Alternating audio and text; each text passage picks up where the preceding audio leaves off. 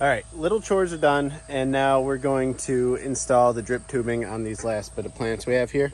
So we got our rhododendrons. They're different varieties. Let's see, this one right here.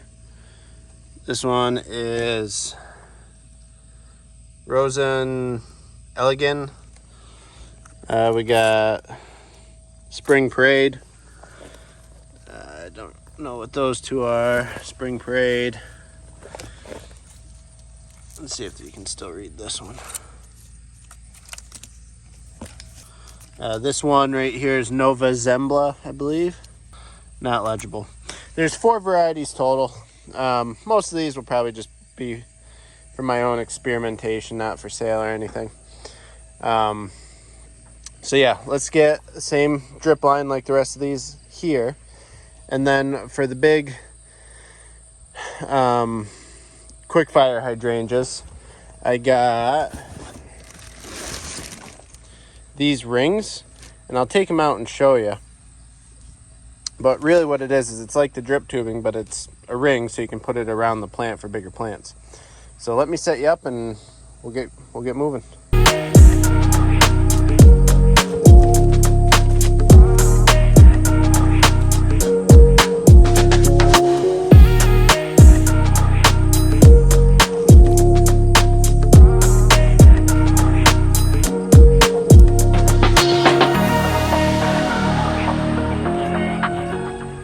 Alright guys, now, can you see that all right? So now we're going to use just a regular 1/4 inch line. This doesn't have any drip emitters in it. So it's a solid line we're going to run from our main line here down to the plants, or the big hydrangeas. Turn you a little bit so you can see those a little better.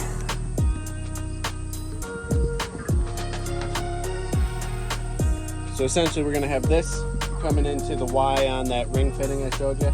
That Y is going to bounce over to the other, and then we're going to have a short piece of the dummy plug to plug off the end on the last one.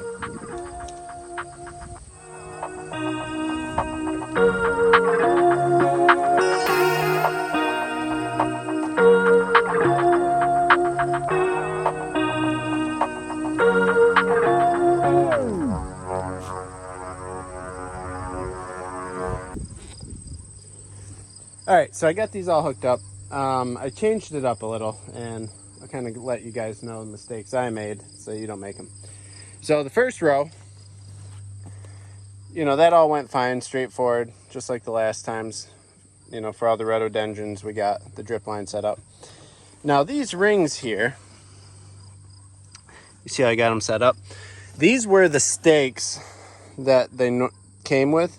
When I first saw them, I thought it was a Y tubing or a Y fitting on top here so that you could bounce off to the next one, and it's not. And when I went to go put my 1/4 inch tubing on this, it was a loose fit. It wouldn't hold at all, so I don't know what the deal with that is.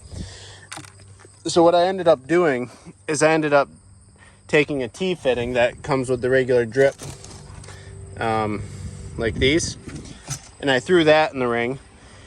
And I was looking at it, and I was like, well, in the future, I might as well just make my own rings out of the drip tubing. Probably be a little cheaper and easier to do anyways. You can make them whatever shape you wanted.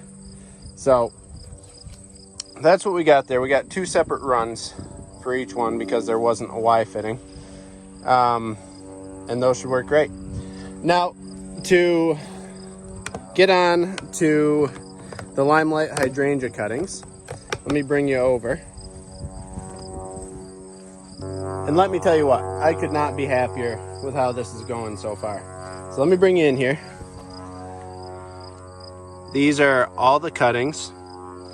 They all look good, you know, we're a week in. And none of them really look bad. There's like 1 or 2 out of the whole bunch that have some black on the ends of them, you know, which may not be a big deal at all. So what I ended up doing is I ended up changing the interval on these. I originally had it set to run 10 seconds every 10 minutes. And I noticed that things seemed a little too saturated, so I reduced it to 5 seconds every 10 minutes. And they've just been doing great. You know, the natural instinct with these, I think, is, you know, you want to pull them and see if they're starting to root. But more than anything, if you look at them and they don't look like they're wilting or dying or rotting, you're doing the right thing, I think. So to me, you know, these are all looking healthy, and I've got no reason to want to go pulling on them right now. We'll give it the full 6 to 8 weeks and pull 1 or 2, see if they're rooting. But I think we got it, guys. I think this is gonna work. So I'm very excited. I've wanted to share it with you all week.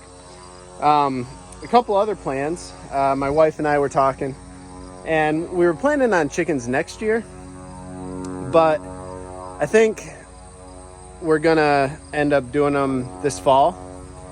And one of the main reasons being is this, can you see that all right? Out here.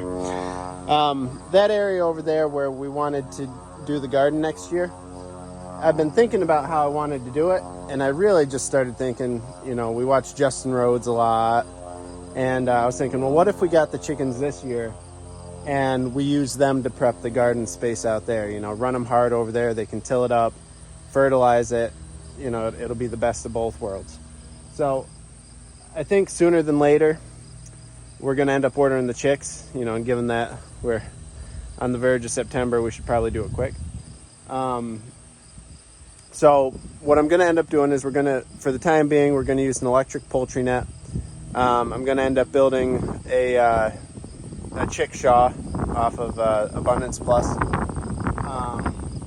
And we'll get that all set up there. So there's probably this whole next week I'm going to spend just organizing what I need to get ready for baby chicks and everything we need to do to make it work.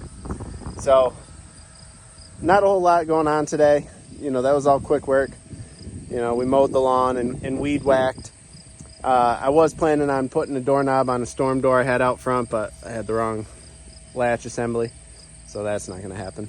But yeah, I'll keep you guys posted on what we're going to do with the chickens next week. We may even start building the chicken tractor, and we'll see you then.